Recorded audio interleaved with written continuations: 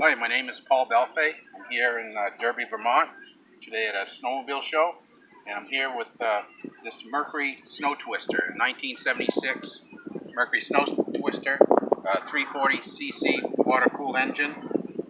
It was built specifically for racing.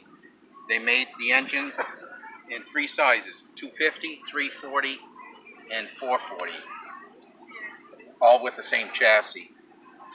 And they built 550 of each engine size. The machine is made to turn left. As you can see, we have a loop handlebar here with an angled handlebar.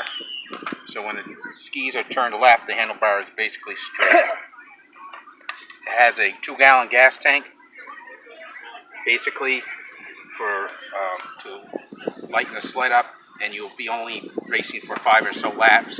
So that's all the gas you would need. It's a 2-cycle engine, and you have to mix the gas and the oil together and put it in the tank.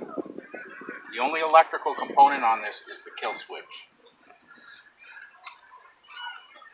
And we have a tachometer, electric tachometer, that tacks out at 12,000 RPM. Wow, that's some high revs. Very high revs.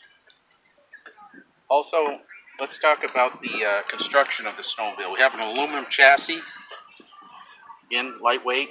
We have a plastic belly pan, fiberglass hood, very thin fiberglass.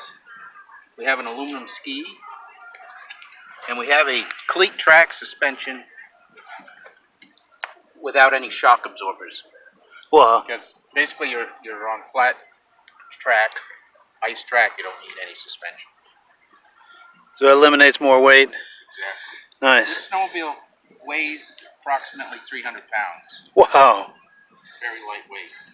And a very short chassis, as you can see, and it was designed to turn left, and it turned left because of the short wheelbase. It did an excellent job of that. So in all 3 classes for 1976, it dominated every class.